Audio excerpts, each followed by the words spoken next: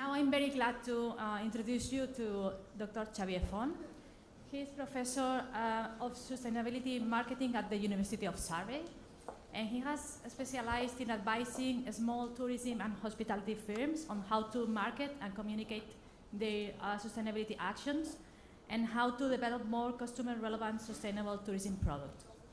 He has run over 130 workshops for more than 2,000 businesses on sustainability marketing across several countries, and he has worked for 4 United Nations agencies, as well as for several tourism boards and international travel associations and businesses.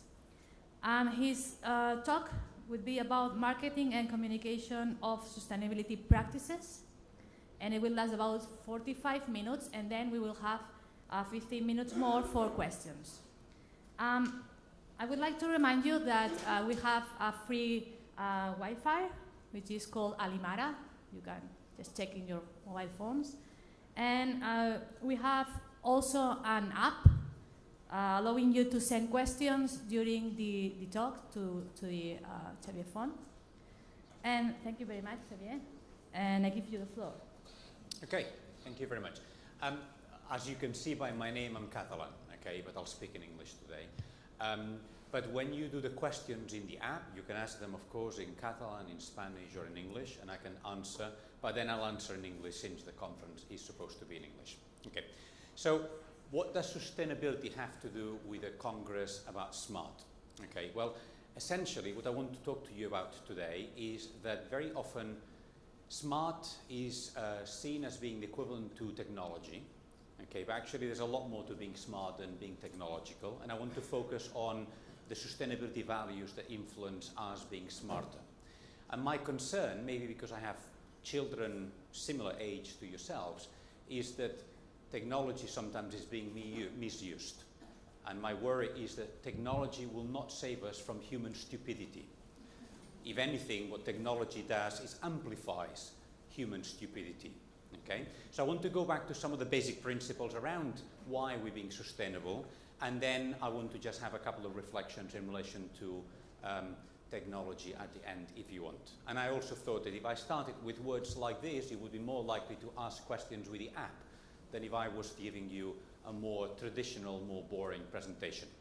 So let's look at how smart our current sustainable practices are. And I first want to talk about some of the things we've seen in destinations and in businesses. And frankly, we're in trouble, okay? In a paper I published a couple of years ago now, or a year ago, we coined the term green hushing. Green hushing is what happens as a result of the fact that we see a lot of businesses doing some really good things for sustainability, but they never communicate them. In fact, we found that 70% of the things that businesses do that we know have been audited as being real actually never get communicated, because the businesses think consumers will not be interested, or because we are not very good at communicating in general. We just think it takes time, it's not particularly relevant. So that for me is quite concerning. At the other end, we of course have something we're all very familiar with, greenwashing. A few years ago I was paid by OCU, Organización de Consumidores Usuarios, and another 9 organizations like them to do a study comparing the CSR, corporate social responsibility policies of these companies against their practices. I made no friends, okay? I traveled to Mexico, to Thailand, and to the Mediterranean, comparing what they said they did with the actual practice. And we found at least a gap of 25% of the things they said they did never happen, okay? We've also found that sometimes companies communicate to you sustainability and you buy it, you like it. For example, with volunteer tourism. And we found that in volunteer tourism, the more expensive the volunteer tourism company is, the less responsible they are. And typically you expect the other way around.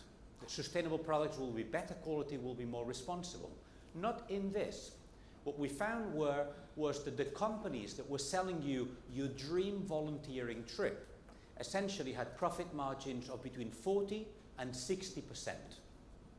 Thomas Cook has a profit margin of 3%. Okay? So it shows you the range in tour operations. Why did they have those profit margins? Because you said, I want to go and help in an orphanage. And they'd say, of course you can. And we can allow you to do everything you absolutely want. But most of the profit was for the tour operator. But because they sold you your dreams, they were able to charge you more. One of the companies we analyzed in volunteer tourism, they said on their website what was the price of having private one-to-one time with an orphan during your volunteering experience in an orphanage. I know, you look worried. Yeah, I can see why. Why do you need private one-to-one time with an orphan? Sex tourism. Okay? So it's particularly bad in some of these cases. In a different piece of work we've just done for United Nations Environment Programme, we compared what the companies say they do with how relevant it is. So we analyze stakeholder engagement. When you write a corporate social responsibility report, are you writing that you are a lovely person because you save water, waste and energy? Or are you writing about the things that your stakeholders think is important? So are you writing about staff conditions, human rights, human trafficking, fair wages? No. We don't talk about that because that's messy. We would rather talk about water, waste, energy, and charitable donations. Of course, we're all really, really good about talking about charitable donations. So we've got here stakeholder engagement. How much do the big companies talk to the stakeholders? And then here, we've got materiality. After talking to your stakeholders, did you just pretend, or were you listening?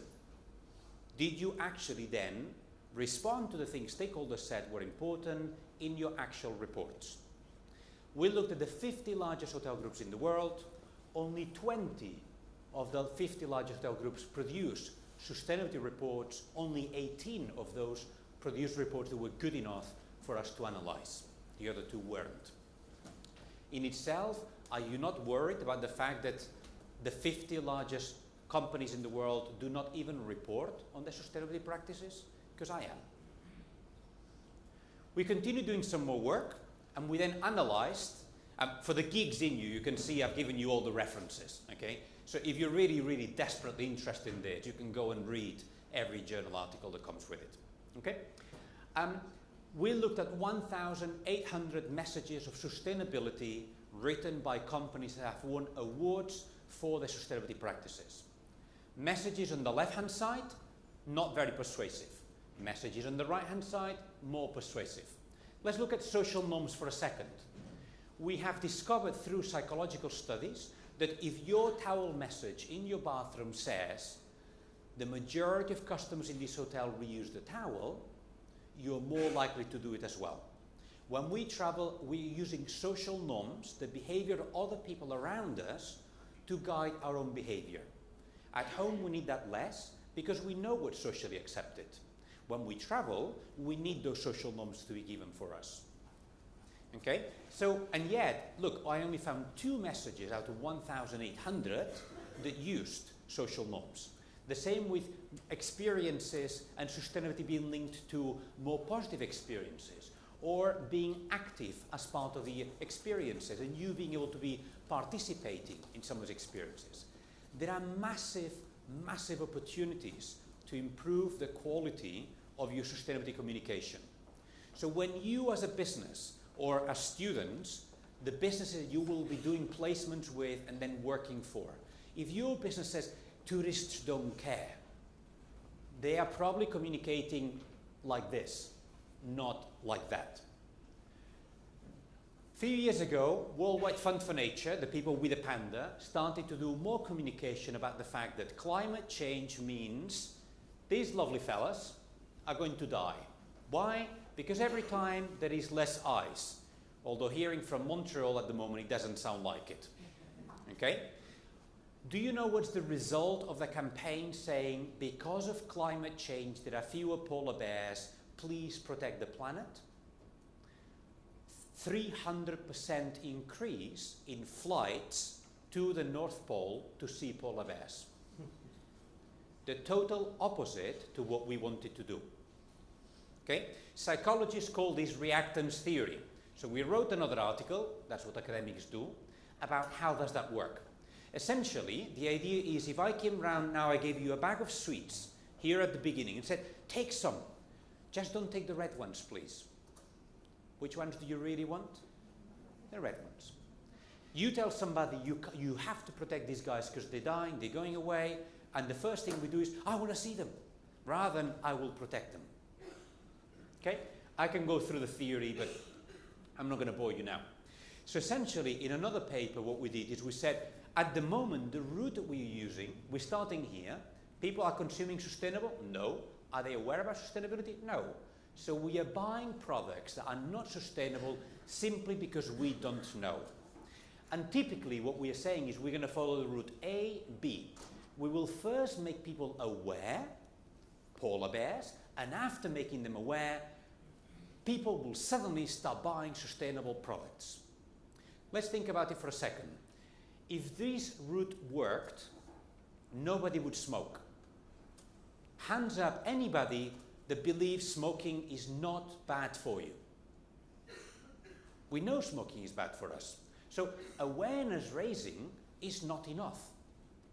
We need to find another approach. And the approach I'm proposing is CD. The approach is, I want people to buy sustainable products not because they're sustainable. I want them to buy sustainable products because they are better price, more convenient, more exciting, more interesting, easier to find, and so on. And afterwards, once they've already bought them, I want to use social identity theory to make people feel great about having done something good. But I don't want to make people feel guilty, which is A. That's what it does. You are a bad person. I want you to be aware. I want you to feel guilty. Through feeling guilty, I will change your behavior. I have teenage children. I know making people feel guilty does not change anybody's behavior. Okay, this is a boring one. I'll skip quickly. The idea with this is I work with a tour operator, and they had a very factual message. And I said to them, guys, before you publish something on your website, do a number of tests. So I wrote a new message for them that was more appealing, and I tested it with consumers, and they preferred the appealing one. Did I stop there? No. I added a layer of benefits to the self and benefits to the collective. Which one they like best? That one. So then I used that one, and then I added injunctive norms and descriptive norms.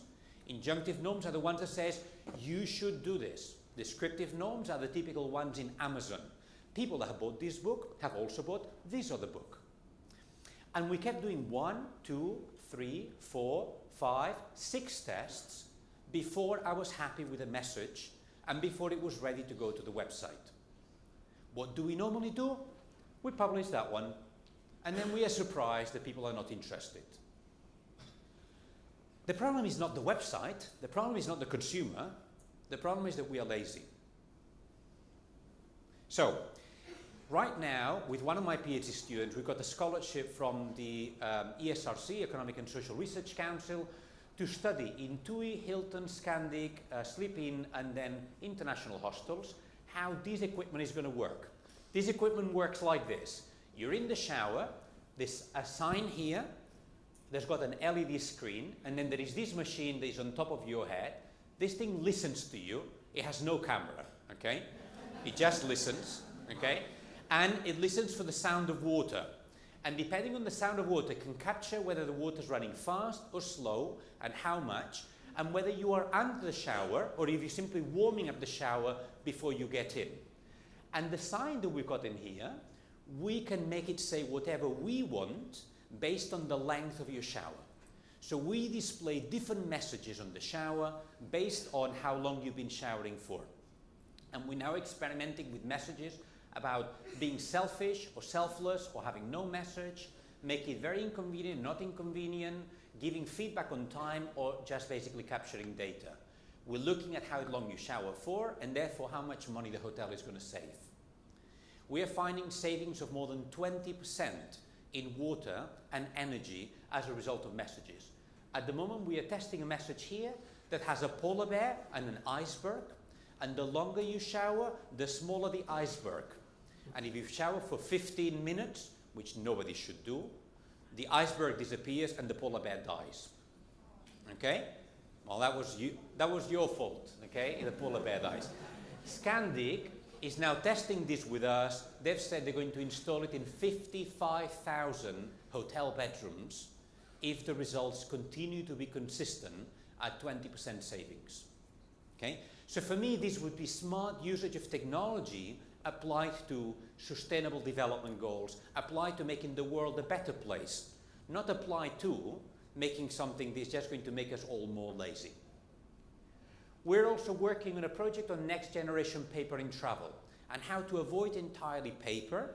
And we're working with travel guides, and we're working with airlines, we're working with the printing industry and different publishers of books to see what is the usability and the credibility of this project. We've got £1.5 million to be able to work on this, and we're moving into second generation and third generation paper, and how do we move people away from it, but in a way that's still customer friendly. Because the key to all of this is the user experience. What we cannot do is make the world a more sustainable place going against user experience, because the majority of us will respond negatively to those messages.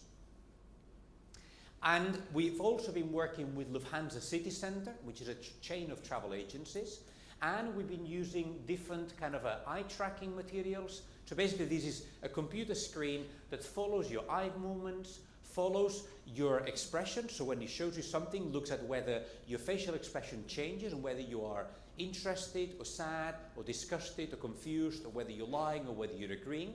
It's really, really scary actually, because it identifies absolutely everything you don't want to show.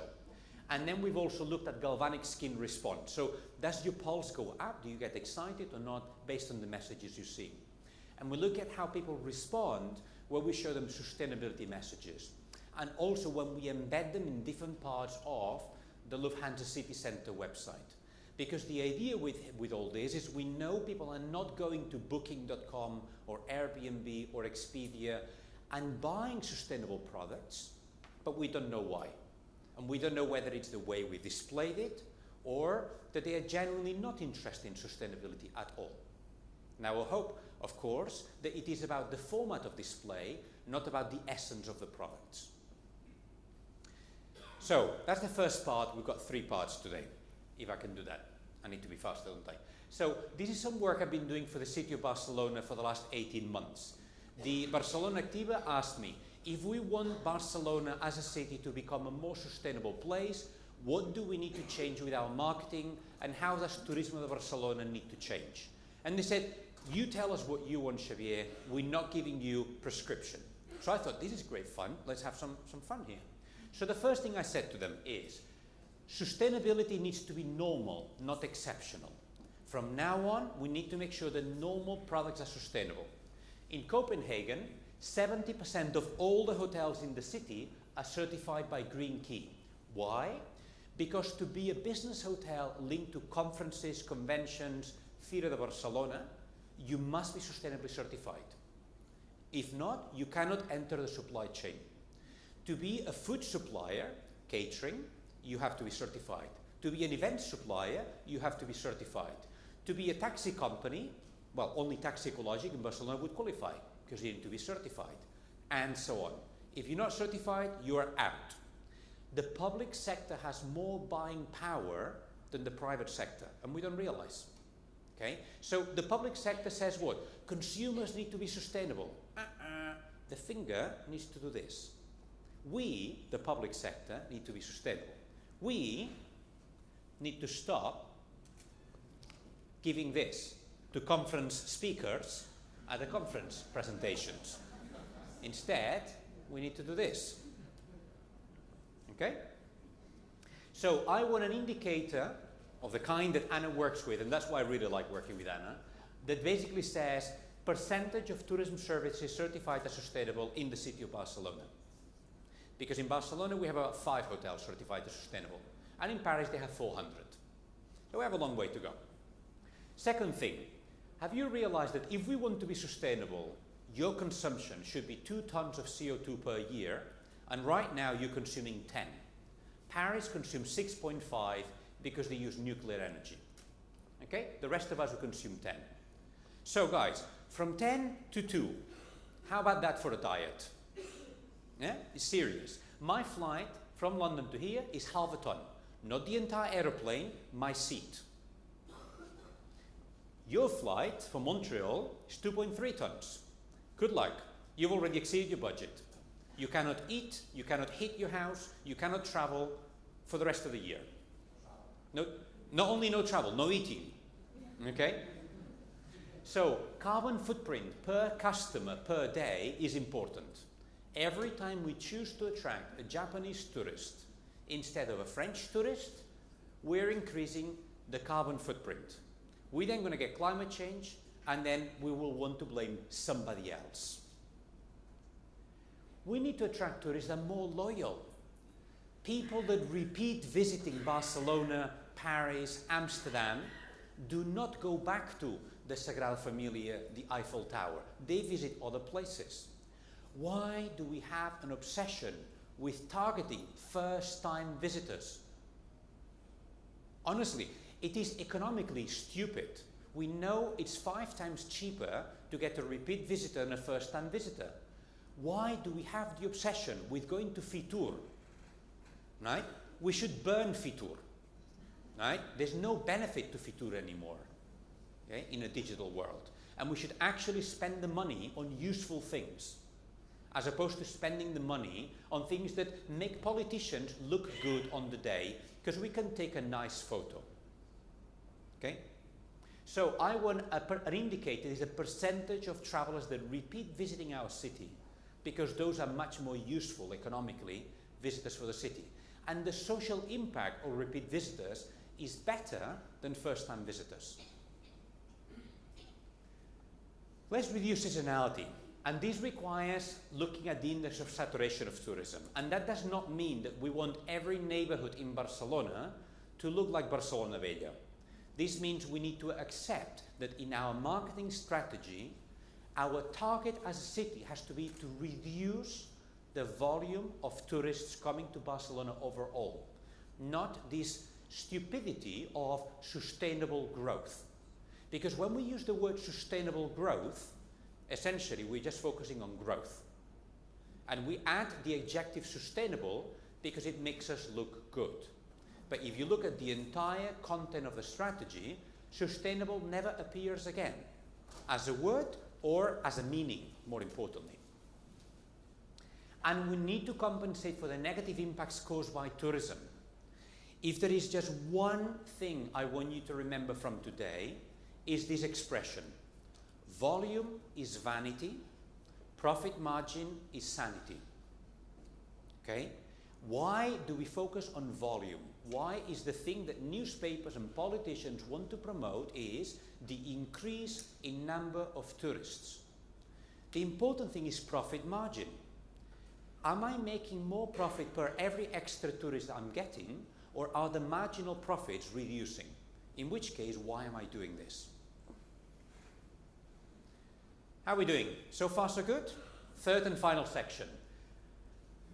I think you know by now, based on my ideas, that the politicians are not going to do that, because they will not get elected again. Okay? By the way, the fact that politicians get elected or not is your problem. That's democracy in action. Yeah? Don't blame the politicians. You chose them. You have the politicians you deserve, because you chose them. Moving on. So, 5 things I think that we can do as a small business to try and make your bit. First of all, you need to work with your customers to make sure your customers help you reduce your negative impacts. There's a variety of ways of doing this. First, you need to ask nicely. I'll give you a very simple example. Very often I see websites from companies in Barcelona and elsewhere that say, I am sustainable whenever possible. How lovely. Okay? Okay, let's be really, really pedantic now. You're no longer listening to me in a presentation. You are all guests at my wedding. The bride is coming. Dum, dum, dum, dum. She arrives here, and I have to tell her the wedding vows, los votos. Imagine the most creative thing I can say is, darling, I'll be a good husband whenever possible. Would I be married today? No. Why do you think you can communicate like this? Wake up. This is not about being smart. This is not 21st century. This is not technology. This is common sense. How common is common sense? Not at all. Okay? Now, use humor. This one here says, no smoking. It makes your breath smell and your teeth go horrid, as well as being a danger to the people who live in our forest. This is targeting children. No, the children don't smoke. This is because children really, really, really like saying, oh, are your teeth yellow and horrid? Does your breath smell? Anybody who's a parent knows that this works. This woodland used to have 3 forest rangers going to people saying, don't smoke. Now we have 10,000 forest rangers, every child. Okay? We have to, before there used to be a sign that says, forbidden smoking, fine, 100 euros. Who saw that? Nobody.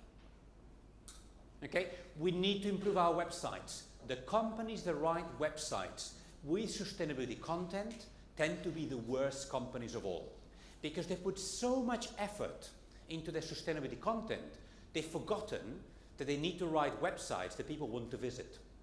I'm not going to give you a lesson today about search engine optimization. You've got people who can do that. Third thing we can do, we can improve your customer satisfaction.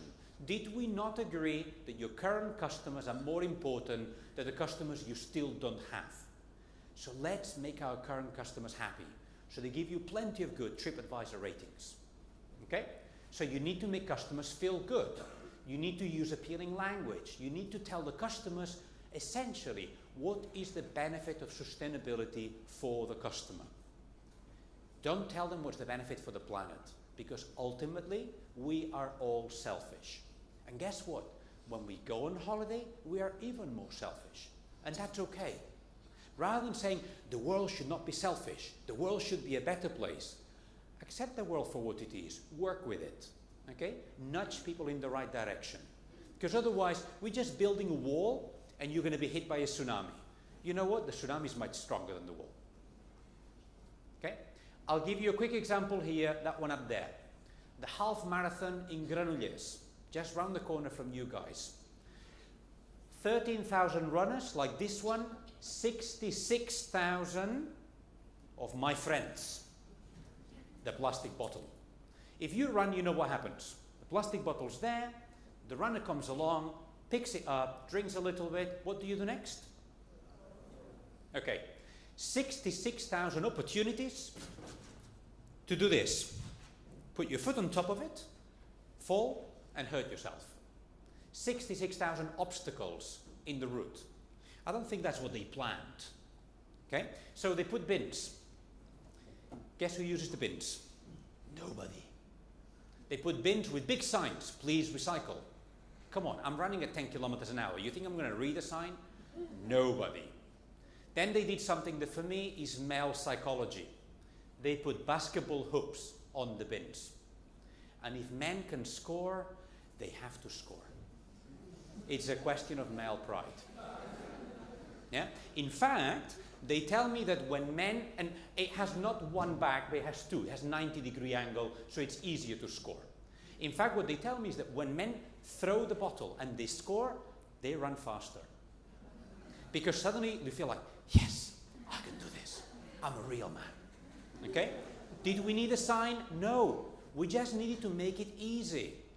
Why do we have to make sustainability communication so complicated? Okay, I'm running out of time, so I'm going to be fast. Make customers feel good, okay, and make them spend more money. There is a fantastic campaign called 50 Things to Do Before You Are 11 3/4 year old. Why 11 3/4? Because it's more funny than 12. That's it, okay? And if you look at the list, it's brilliant. If you are from a city, you're going to look at the list and say, wow. If you are from a rural area, you'll say, really? That's really simple. Everybody does that, okay? Like the list includes things like, get a stone and skim a stone on water. See how many jumps you can do. In Barcelona, you can't do that. The puddles are not big enough, right? In the countryside, it's like, great, okay? And all sorts of other things. When you do 10 of those things, they give you a sticker. the most important thing for a 7-year-old. When you do another 10 things, they give you a second sticker. What? Okay, so it's just great. So package services, make people feel great, give them things to do. And my final slide in here, you need to actually help tourists to help you reduce seasonality and become loyal to you. And to do that, we can make people aware of the sustainability actions you've got. You can weatherproof your offer.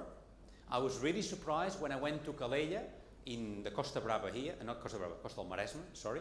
And I asked them in September when I was giving courses, and I said to them, how many of the hotels in Calella have photos of people wearing swimsuits on their website right now? And they said, all of us. I said, great. You're just telling me I should not come back to El Maresme until I can wear a swimsuit, so bye-bye until July. But you said you have a seasonality problem you don't like. But your photos are creating the seasonality problem, right? So smart tourism doesn't mean I'm going to pay somebody a lot of money to buy a very, very expensive website. It just means you need to know how to be smart yourself and keep up to date with the information you're providing. Okay, I have no more time for that. I usually do this as a 4-hour training course for industry. I did it for ACABE yesterday. I did it for the Agència Catalana de Turisme on Monday. I did 9 courses for the Diputació de Barcelona in September. I come to Catalonia quite often to do this for industry. Once you are in industry, you will be able to attend one of those. Thank you very much. In the meantime, I think we've already done some sessions in the past for CETT. The summary for me today is this. No technology will save us from human stupidity. And boy, have we proven that there is plenty of stupidity to share amongst all of us. Okay? We live in a society where people want instant self-gratification. We want immediate happiness. Did you know that the reason why we look at our phone constantly is that every time there is another message, there's a little bit of dopamine that just kicks in and makes us feel really happy. A little bit like when you eat chocolate, only this one has no calories. Okay? So we want this instant feedback. We need to change our behavior, but we have to find much, much smarter ways of doing that. Thank you very much.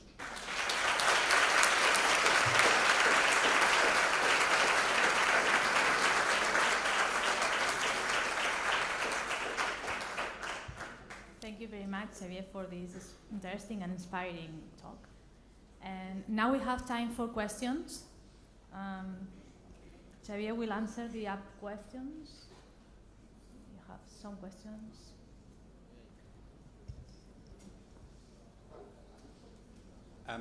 Does this move down, or are these the last questions that were asked before, or?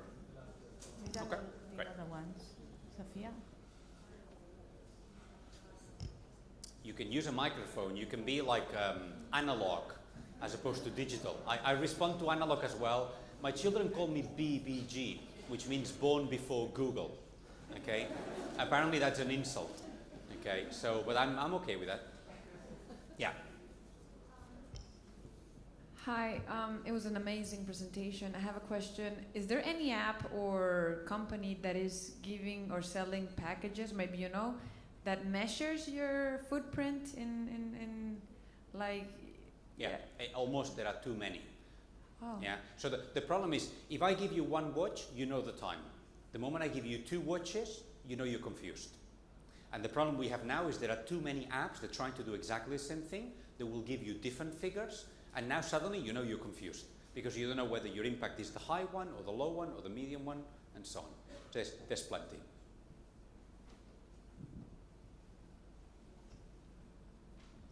Any other question? Are you shy? Hi, very interesting your presentation. I'm curious for your first article. You said you make a comparison between policy and practice. Yes. How you made it? We told every hotel that we were coming only 24 hours before. You announced your article. Only 24 hours before. Okay. Okay.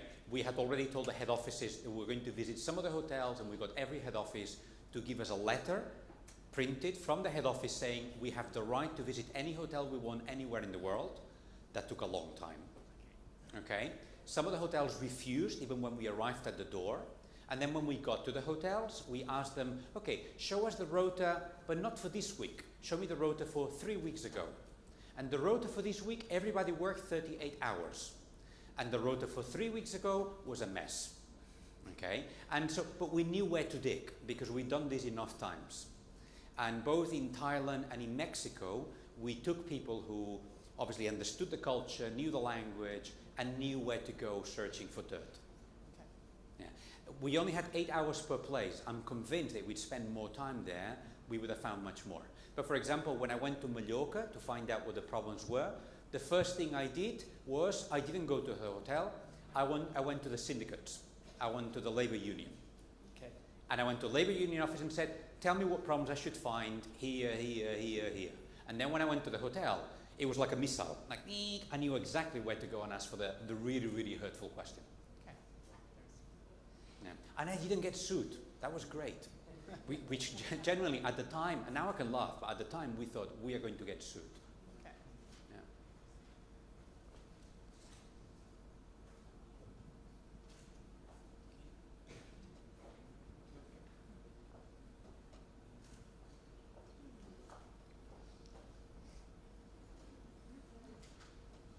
Yeah. Hi, just one more question. Here. Sorry. Great. You just talked about how first-time customers are like good at one point, but you'd rather have the second-time ones. Yep. And that fares like Fitur are not that useful anymore. Yeah, they're separate points. Yeah. Yes. But I mean, at one point there's like benefit in these first-time customers in like income-wise. Yeah. What would be your like sustainable alternative Yeah. to like fares like Fitur? Because it's in the end, if we lose these, it's one type of income we're losing. Of course. So what type of Yeah, but every business has received customers that were brilliant, and every business has received customers that you wish they had never come. Okay? And every hotel I talk to, they tell me, we've got some of those that were hideous. What I'm saying is, when you find a customer you really like, what do you do? So this person brings their friend, as opposed to, you may or may not come back, and then my marketing is not targeted, but it's like to the world. I would rather provide incentives specifically to the customers that I like, so they come back with somebody else, and almost then this person that I really like becomes the host or the hostess to the new person that comes along. Obviously, this idea is more relevant for a place like Barcelona, where we are close to a saturation level. And you may say, well, that's fine, but how about a destination where we're still a long, long way away from our potential saturation? And then you need to take different approaches. So the list of ideas I was giving you were more relevant to the work I was trying to do for Barcelona at that time. But when I talk to places like Amsterdam, is exactly the same, Dubrovnik is the same, Ljubljana is the same. There are many, particularly now with city tourism, there are many more places where this is the issue. In terms of what we're going to do instead of something like Fitur, I would have thought that if we did a return on investment on our different sustainability actions, we would realize that many politicians say, oh, I think we should open a new market in Singapore. And when you ask them why Singapore, they say, I've never been there. And you're thinking, and I'm not joking, I have talked to technical people that say, this is the reason why my politician is telling me they want to go there. And they want to put all this effort into targeting a new market because they say, Shanghai sounds great. I think we should go and visit it. Thinking, but you... So one thing we are not very good at is evidence-based policy making. And again, that's why I like working with Anna. Because we need to have good data to take decisions. And this is where I agree with you guys earlier on. Why do we keep taking decisions based on the wind blows this way? I think I'll do that. Or it's going to look good in La Vanguardia when they have a headline. Oh, I think I'll try that. As politicians, we need to be much more robust and use evidence. Okay, how do you plan to implement solutions that you found? How are enterprises responding to these? Good question.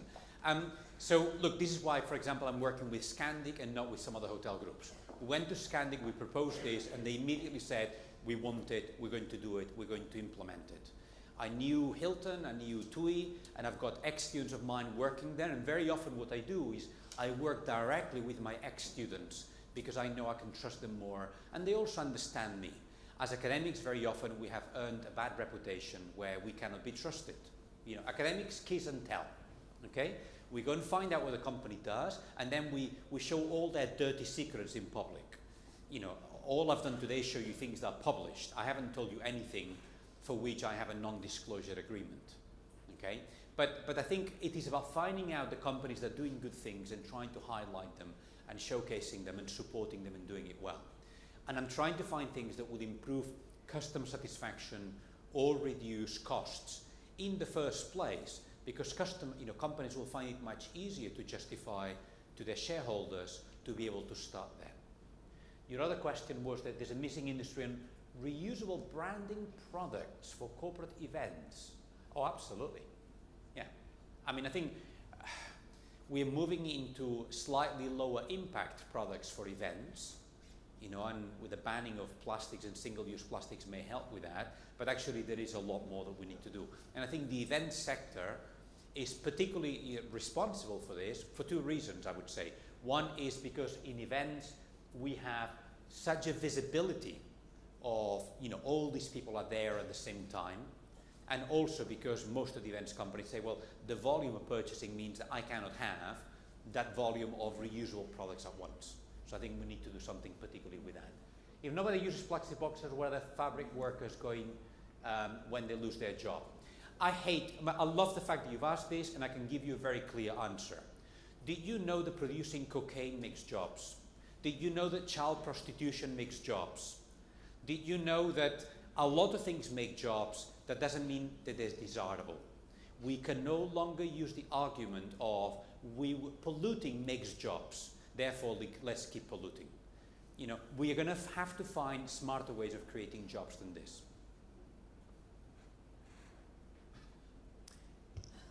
Is it possible to produce in a sustainable manner and sell at the same or lower price than your competitors? Oh yeah, absolutely. So TUI, the biggest tour operator, has 3 environmental engineers that go to the 400 hotels that are key suppliers for TUI and shows the hotels how to reduce operating costs. And this is followed by the representative sales rep that says, because we've helped you reduce operating costs, we are now going to pay you less per person per night, so we can pass on those savings to our customers, and they will choose to buy from TUI and not from somebody else. You know, we can definitely reduce costs through being more sustainable.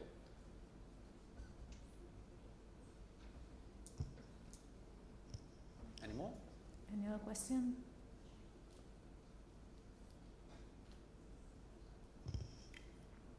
No? No more No? comments? Okay, great, thank you very much. Thank you very much.